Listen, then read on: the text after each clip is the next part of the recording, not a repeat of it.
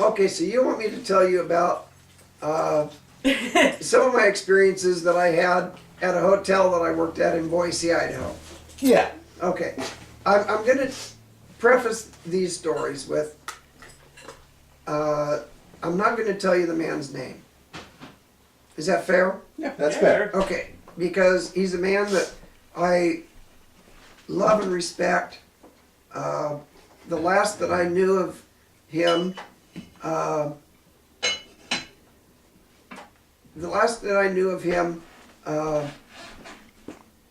he was living in Seattle, and then I heard that he had cancer and died very young. I don't know if there's any truth to that or not. Just what I seem to remember. We'll just identify this unnamed chef as Huey. He was big, and he was kind of a baby Huey kind of guy. All right. Now, Huey was a really good chef. I have a picture of Huey taken on Easter when you, Josiah, were, what, 5 months old? You were born November, Easter I think was late March, early April that year. So you were 4 or 5 months old. And I have a few memories of that particular day because I had to work the Easter brunch.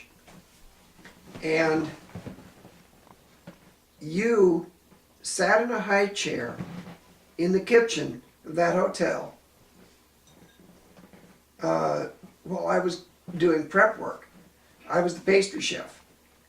I also worked the coffee shop line. I worked the dinner dining room line on Friday and Saturday nights, again because I was good at what I did. I worked the coffee shop line during lunch hours, again because I was very fast. I had really fast hands, not for doing prep work, but for doing line cook work. There were guys in the kitchen who could just out prep me to save the band. I mean, to beat the band.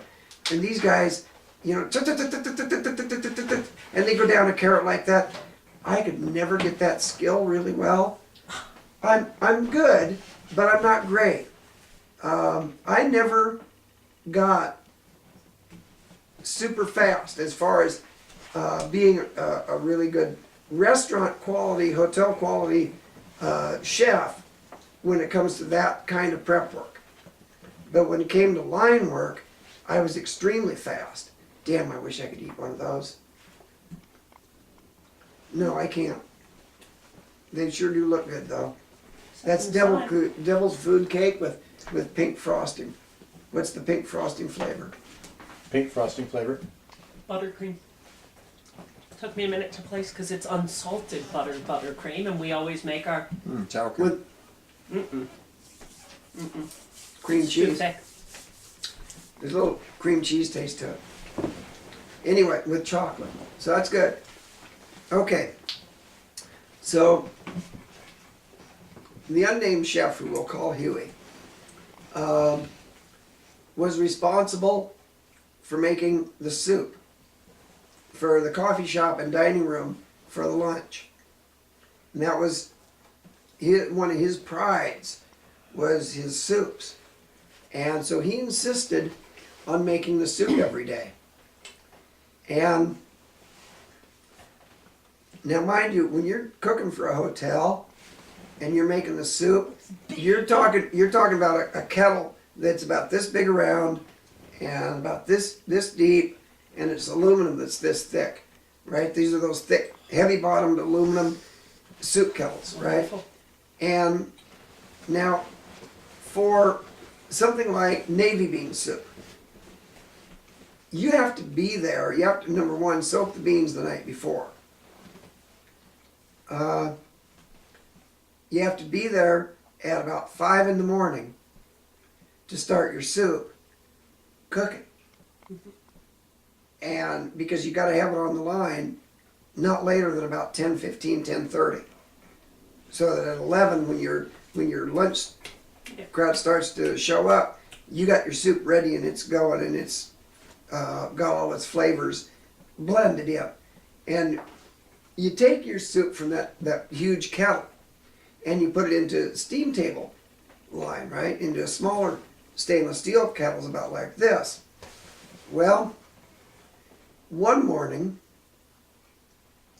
about, I don't know, maybe 9:15, Huey walked in and he said, "Oh shit, I forgot to turn the soup on." And I said, "Turn the soup on? You just got here." Right? I mean, it's like 9:15 and he's just showing up. I've been there cooking breakfast since 5 a.m. I haven't done anything with the soup. Because it's his. You asked if you touched the soup. Well, that day it was navy bean soup. He had soaked the beans overnight. It's 9:15. So he turned the soup to high. Thinking that, What could go wrong? if he turns, that's right, what could go wrong? What could go You can turn it up onto high, and he'll just stand here and he'll stir it. So he keeps it from sticking in those big aluminum kettles. Well, of course, when you're talking about a kettle this big around and that high, it takes a little bit of time for it to get up to temperature. By the time that it got up to temperature, there were people wanting soup. So Huey reaches around, he grabs a steam table kettle, and he starts ladling out bean soup. It has barely broke a boil. It's got all of its seasoning in it, but it has barely broken a boil, and those beans are as hard as rocks. Every bowl of soup that went out during lunchtime that day was returned. Gravel soup. And Huey said to me, "It's all right, we still charged him." Nice. This isn't the soup that he burnt and put ketchup in No. to try and cover that up? No, no. That's another one. This is another story. So another time that Huey made soup, this was also navy bean soup. He arrived in time, and now there were two people in the restaurant who did ice carvings. Huey and the sous chef. On really big parties, Huey would do the ice carvings. On the sous chef was still learning the ice carving trade, and even though he was better than Huey insisted on doing the ice carvings for the big parties, and the sous chef, I don't remember his name. I remember his Call him face. Sue. I remember his face. Yeah, I remember. Well, I remember his name too, and I'm not going to mention it. Boy named Sue. A boy named Sue Sue. the sous chef. So anyway, a boy named Sue. We had a big party that day, a big banquet, and this was a like Downtown Business Owners Association or the local lawyers guild or something like that. One of those VIP hotel parties, right? And they wanted this ice carving, and I can't remember for the life of me what that ice carving was, but it was really funny because it wasn't that complex. And Huey came in, he turned the soup on, and he went out, I don't know, 8:30, and started working on this ice carving. They had to be out on the line at 11 for, they have a champagne lunch banquet, right? And they have drinks and social hour before lunch, and then they serve the banquet at noon. And he wanted me to serve the banquet line that day because it was again a big party, and what real fast turnout. So I was over and I was working, getting the banquet cooking done, I wasn't paying any attention to the soup. And I think he started this ice carving sometime around 8:15. And you get involved in a project in the kitchen, you can kind of get distracted. Kind of like, making 12 saute burners work, and not focusing on the garlic bread. Now, this was navy bean soup. Navy beans tend to sink to the bottom of a kettle. And all of a sudden, I turned around, I smelled something. And by the time you smell something in a hotel kitchen, it's too late. But this was a very distinct aroma of burnt bean soup. So, I go and I turn the heat off. Now, I know what to do about the problem. I have made enough soup in my life that I know how to turn a 50-gallon batch of vegetable beef soup out that fast. I can have that up and on the line and ready quicker than you can blink. I know how to do it. It's real easy. It's not perfect, but it'll get you by. It isn't your best recipe, but every bowl won't get sent back. So, I go and tell Huey that the soup's burnt. Oh, fuck, goddamn it. And of course he's been up there smoking dope and doing this ice carving. I know he'd been smoking dope because I'd gone out and, had a few tokes myself. And as I was wont to do in those days. So, well, there's another story I want to tell you guys tonight too. This is one you wanted me to tell. It has to do with diapers, right? Remember that one? Okay, so anyway, Huey comes in and he says, "Oh, that's not too bad."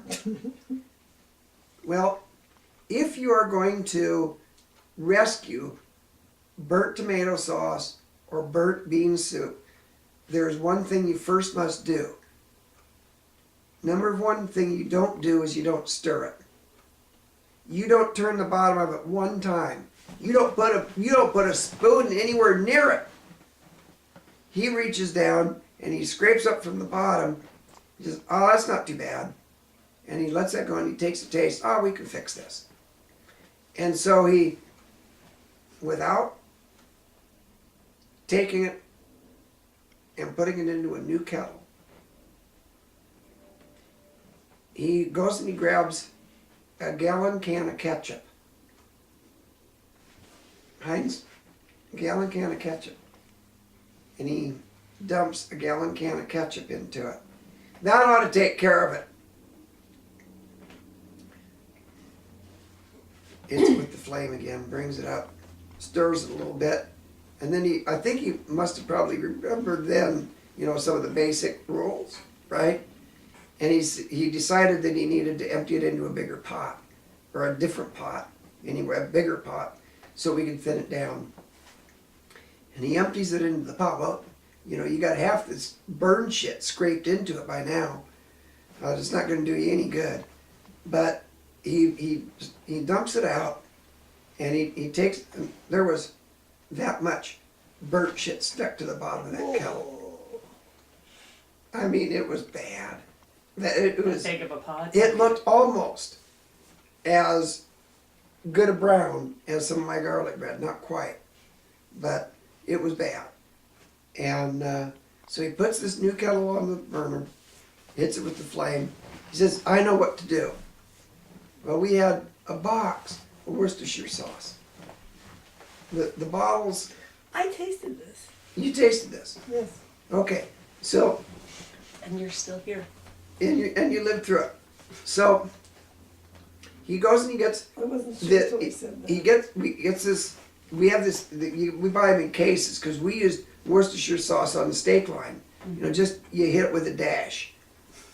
You don't saturate it, right? You're not marinating your steaks. You hit it with a dash. And we use that on our banquet line to both flavor and to keep moisture in. Okay? So he goes and he gets a bottle of Worcestershire sauce. And these are the big size, they're about this big around, right? About this high. And he pulls the plastic cap off of it and he dumps that whole fucking thing into the soup. That'll take care of it. And he went back out to his ice carving and said, "Give me a call in about 10 minutes. We'll finish it." That's what he said. We'll finish it. Finishing soup is adjusting the seasoning. And this is what you were talking about, Mimi. This is adjusting the seasoning just before you put it out on the line. If it needs a little more rosemary, if it needs a touch more basil, if it needs Another gallon of ketchup. another gallon of ketchup.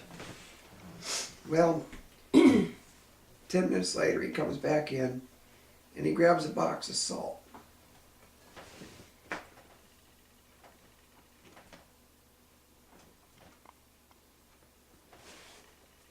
And now Huey was not a small man. For me to fill up the palm of my hand is about a tablespoon. He wasn't doing a tablespoon.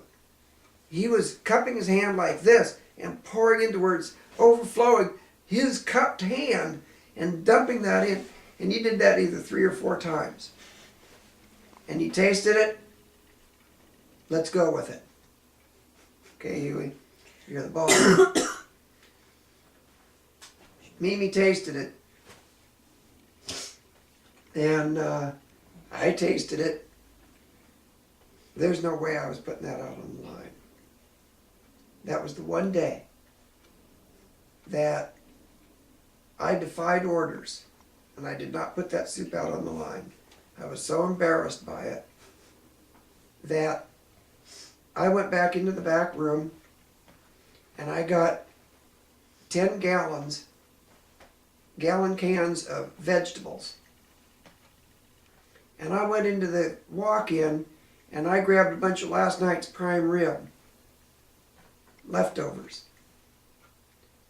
And I got a bag of egg noodles, or 5 or 6 bags of egg noodles. 15 minutes later, I had a real nice vegetable beef soup that I was proud to put out on the line and call prime rib vegetable soup. And people ate it up. It was gone. We didn't have any for dinner. People ate it up. That was the one day that I ever undid Huey's mistake for him.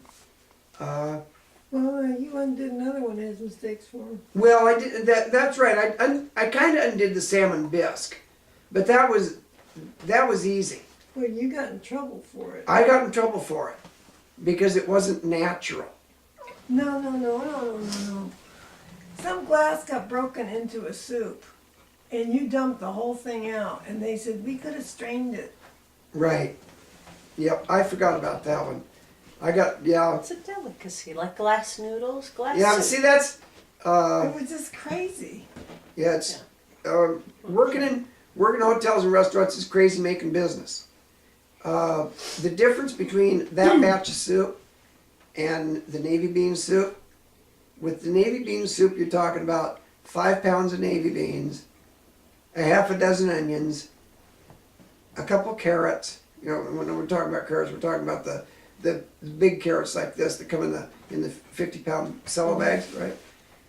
And you know, a few of those, you know, and some ketchup and Tabasco sauce. And that's really about it for navy bean soup. It's about as cheap as you can get. But the soup that I threw out was an expensive clam chowder. I'd forgotten all about that. That was clam chowder day. There's no way you could have strained that. I know. There is no way that I would have ever strained that and put it on the line. It's, you know, for obvious reasons. But that's not one of my good stories.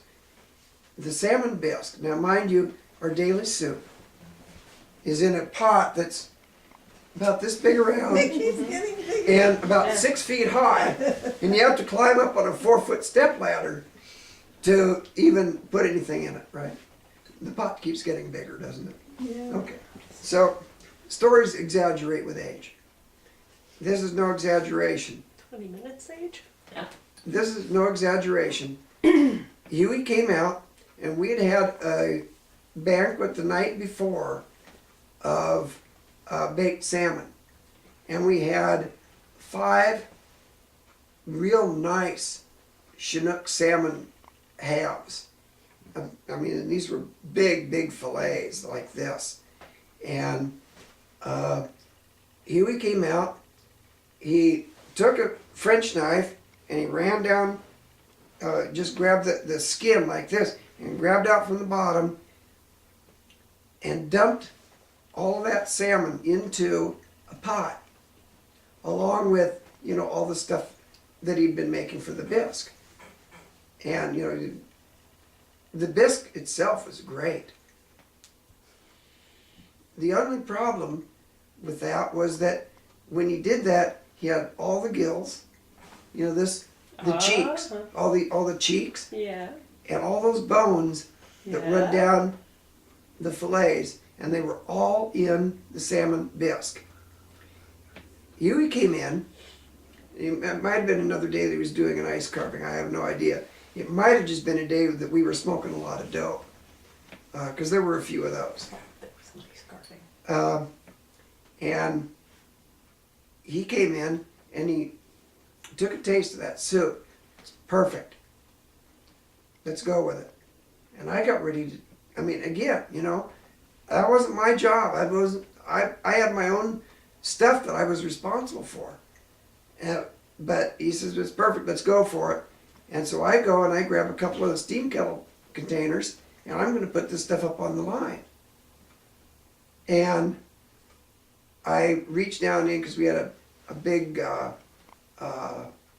it's like 1 or 2 quart stainless steel ladle. Like it's like a saucepan, only with a big handle, like, Yeah. and you for transferring your soup.